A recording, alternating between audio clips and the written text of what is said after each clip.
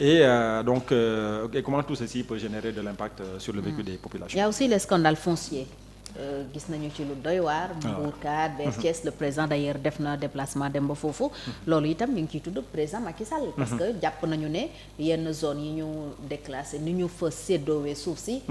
vraiment décret kese moo ko moom. voilà autorisation boobu moo mun a tax xëy na gars yi defee ko noonu. naka nga gisee aussi loolu la ñu def muy ay scandale ci wàllu suuf si. waaw ak le domaine maritime le domaine public maritime. dëgg la mesures yi ñu ci jël également. voilà mais gis nga le foncier est une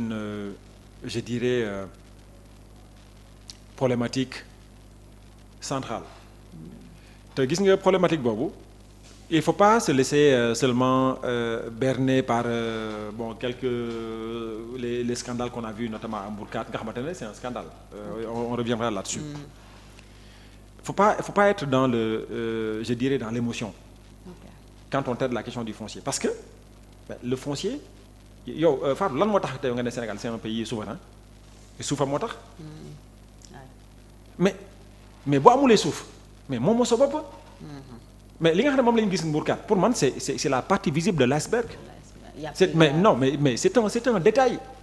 mais on donne à des étrangers mais waxuma la des hectares mais des kilomètres carrés pour ñuy bay boo demee Saint-Louis il y a deux structures yi nga xam ne ñu ngi fay def ay exploitation agricole est-ce que xam nga ne foofu on est déjà sur de l'extraterritorialité yow boo demoon tey ci structure yooyu pour jënd dara da ngay obligé déclarer ko douane comme bu nekkee da nga koy importer est-ce que yaa ngi imaginer yaa ngi biir Sénégal nga dem ci benn localité dugg jënd foofu ay tomates booy génn dañ lay jox papier da nga ko war a déclarer à la douane alors que yaa ngi Sénégal bon léegi dans quelle mesure peut-on dire que yaa ngi ci biir Sénégal foofu donc gis nga la question du foncier dafa bokkoon sax ñun bi ñuy bind suñu parce que ñun bind nañu projet politique. Jiital Wareef on avait écrit un projet un livre de 300 pages. boo xam ne dañ ko jagleel toutes les politiques publiques du Sénégal. Et il y avait justement le foncier avait une part centrale ci li ñu proposé. gis nga bu weesoo 1 hectare Sénégal warul jaay benn étranger suuf boo xamante ne dina weesu 1 hectare. parce que mais soo ko defulee da nga nekk di aliéner li nga xamante ne moom mooy sa souveraineté ak sa indépendance est-ce que xam nga ne boo demee Berlin waxuma la nga nekk allemand de boo demee Berlin soo nekkulee berlinois amuloo droit jënd fa kër daa mel ni ñu ne la yow Thiès waa nga mënoo jënd Dakar parce que la ville le Länder yi nga xam ne de Berlin a décidé de dire que Berlin c'est pour les berlinois avant tout.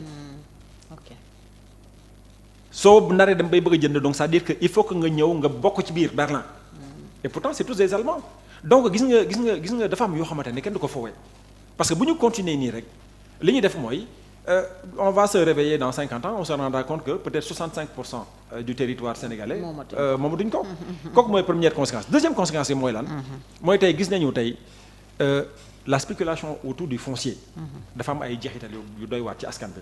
moom mooy lan moom mooy dëkkuwaay bi dafa cher tey mënuloo dëkk ci benn kër boo xam ne ñaari néeg wala ñetti néeg biir Dakar lu dul dañ lay laaj ay 500 600 700 mille et loolu c'est inacceptable li waral loolu mooy la spéculation foncière mooy nit ñi dañuy accaparer les terres bu ñu ko accaparer jël ko i créer li nga xamante ne moom mooy la rareté de la ressource pour justement di ko mën a jaayat à des prix yu kii ba li ñu gis Mbourkat mais loolu la li ñu gis Mbourkat mooy am nañ ñenn ñoo xam dañu leen cité naan am nañu ay parcelles ak yooyu bon loolu du lenn lu dul jéem a xool voilà exactement c'est des gens yoo xam ne dañ koy parcelliser après jéem a xool naka lañ koy jaayee pour donc ça dit que y a cette propension de gagner de l'argent facilement et puis il y a aussi la complicité yaa ngi doon wax président Macky Sall dëgg la mais il y a aussi la complicité des localités mais également donc de la conservation foncière parce que Fatou am na yoo xamante ne bu ñu faut pas qu'on se voile la face exactement yow nit ki naka lay amee 400 terrains wala 600 parcelles mu doon loo xamante ne c'est légal moo tax bi président Diomaye Faye demee Thiès man pour man sax demam boobu man pour man erreur la c'est pas lui de régler ça xam nga tax parce que Sénégal bi yëpp bu naroon gérer la question du foncier mën na consacrer ses 5 ans de mandat seulement ci loolu xam nga li ñu war a xool mooy mais Fatou ku taxaw génne kii ne la am naa 600 parcelles à Mbourkat te 600 parcelles yi jaar ci benn chaîne boo xamante ne lépp a jaar yoon mais loolu kenn mënu ci dara. parce que loolu da nga fa ni président Diomaye Faye mënu ci dara. mënu ci dara tu sais pourquoi c'est légal. non parce que c'est légal. te loolu boo ñëwee naan da nga même pour corniche bi. moo tax bi ñu arrêté ay travaux par exemple quelqu'un comme Doudou Ndoye. absolument c'est opposé. mais non mënoo ko parce que lépp luy légalité et on revient sur la justice. moo tax la justice est le cœur central du fonctionnement d'un État. parce que gis nga man tey su boo ñëwee tey bëgg la jaay doole na mais Fatou yow mënoo fi am 600 hectares. wala mënoo fi am 400 terrains mais fi ñu ko bind. la question que je dois poser mooy noo def ba am ko bu nekkee ni nga def ba am ko bu nekkee ça a été régulier aw ma ci sañ-sañ li ma mën kay mooy bon comme moralement mënuloo am 400 terrains wala nga am 600 terrains fekk la ville de Thiès am na lu mu soxla amu ko li ma mën mooy léegi est-ce que nangu nga di ma ko jaay. négocier. voilà mais expropriation bis bi ñu ci duggee rek day accrédité ne ñu ngi naax saxal justice deuxièmement kon je dirais. li nga xamante ne moom mooy le principe de propriété dañ koy affaiblir dans ce pays te la boo ko affaiblir rek mais amul kenn koo xamante dina ñeme investir moo xam public sénégalais bi le secteur privé moo xam le secteur public moo xam international donc il faut faire très attention sur la notion de propriété. waxi nangu lañ doon wax nañ delloo suuf si. waaw mais delloo suuf mais non mais delloo suuf comment. ça se passe pas comme ça. léegi noo koy defee. quelles sont les modalités. quelqu'un comme Pape Diop mi ñu ci tudd moom nee na dafa amoon problème feneen. état ñëw delloo ko foofu. waaw léegi kooku noo koy nangoo loolu. mënoo ko nangu non c'est légal xam nga quand l'état prend des décisions yoo xamante ne qui sont marquées par le sceau de la légalité. wala ñaari personne jaayante mais léegi dama la jox benn exemple xam nga Mbourkat mën nga gis ne diw am na 400 parcelles mais ci 400 parcelles yi moom jaay na 200 yi ba pare. 200 yooyu peut-être que am na spéculateur boo xam ne moom jënd na ci 100 jaayat yeneen 100 yi ci 100 yooyu peut-être am na koo xamante ne moom jënd na ci 10 jaay ñaar yi waaye mais yow léegi chaîne boobu yëpp noo koy régler non. yeneen problème ngay indi. yeneen problème ngay indi non et puis loo xam ne c'est légal l'État ne peut pas revenir dessus à moins que l'État dise ok sur le plan moral xam naa ne lii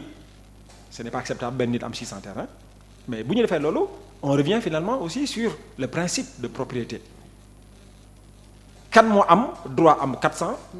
kan moo am droit am 100 finalement loolu. boo duggee ci loolu rek nit ñi dootuñu yamati. exactement donc je pense que loolu moom lu jafe lay doon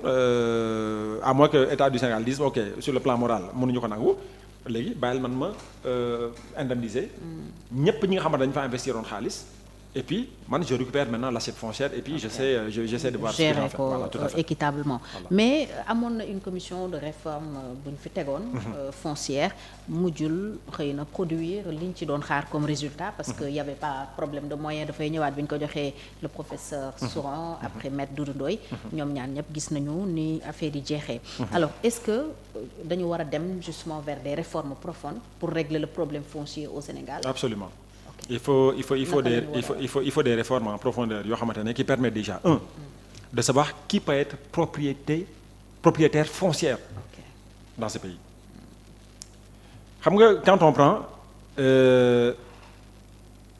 les exploitants par exemple agricoles am nga ay exploitants yoo xamante ne ay sénégalais la ñu ñi ay étrangers la ñu.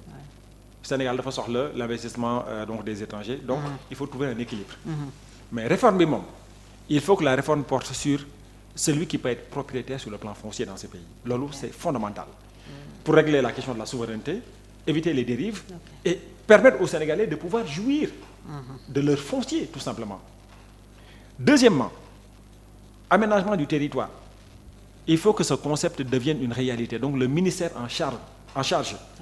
de l'administration du territoire. Pour le coup ici c'est le ministère de l'Intérieur am nañu le ministère de la décentralisation etc. Il faut que ñu bâtir de nouvelles politiques en matière sur le plan local. Faire en sorte que les mairies parce que l'un des gros soucis qu'on a dans ce pays mooy mairies yi comme amuñu xaalis et quand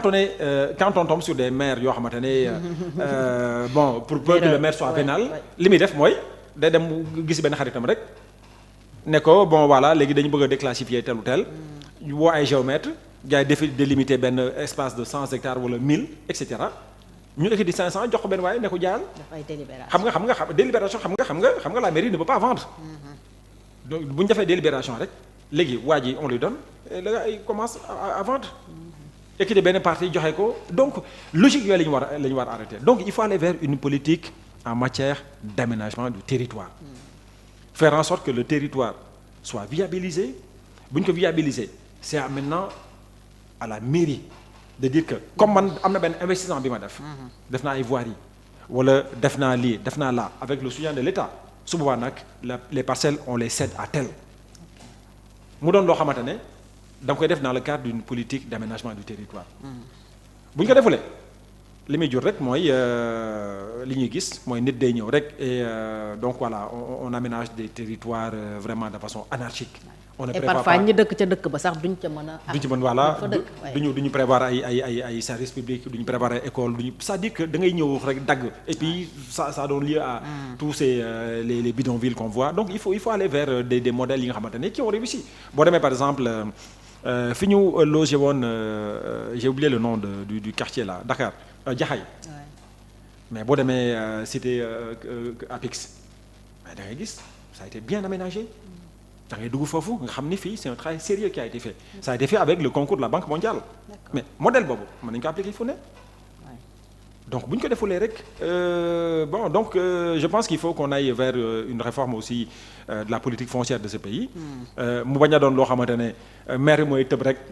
jël benn rek commencé dafay délibération exactement donc loolu il faut revoir ça alors le dernier point fi ñuy jeexale mooy visite tukki bi ñu wax ne président Pastef dina ko def ci réew yi nga xam ne ay régime militaire la chez les putschistes entre guillemets ñu bëri ñu ngi ko ci critiquer mais dégg nañu président Diomaye mel ni ku ñëw en renfort parce que mu ne may Ghana ak Niger wax na foofu aussi Nigéria autant pour moi dafa bëgg dox pour que réew yooyu nekk sur le point de sortir de la CEDEAO ñu dellu siwaat mooy Niger Mali ak Burkina Faso question la bu la intéressé aussi xam naa ko est-ce que démarche boobu Ousmane Sonko dem ak Diomaye li mu ci wax jàpp nga ne mun na nekk njëriñu Sénégal njëriñu Afrique CEDEAO particulièrement espace bi bon question boobu dama koy tontu je dirais à deux niveaux premier niveau d'analyse bi ma ci def mooy en tant que membre de la coalition et deuxième niveau bi dama koy def en tant que quelqu'un qui fait une analyse technique sur la question man damay jàpp ne loolu erreur la que Ousmane Sonko dem exactement ok xamul tax parce que perception dafa doon lu doy waar le président Diomaye Faye ñu ngi rafetlu tournée bi mu def bi ñu ko falee léegi en Afrique dëkk yi nga xamante ne dañoo jegeyoo ak ñoom muy le Mali est un pays frère bu ñu fàtte ne Sénégal ak Mali nekkoon nañu benn réew mais bu nekkee président Diomaye Faye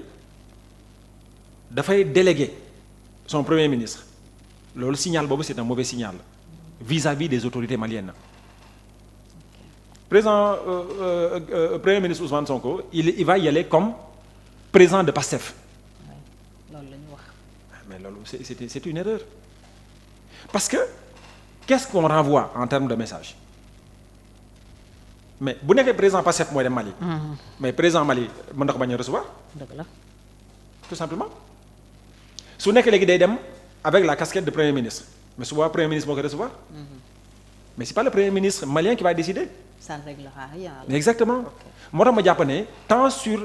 d'un point de vue de la symbolique président Diomaye Faye moom moo waroon dem pourquoi parce que il est jeune deux brillamment élu par le peuple sénégalais donc li nga xamante ne moom mooy objectif am comme il l'a dit mooy ramener ces pays dans le giron de la CEDEAO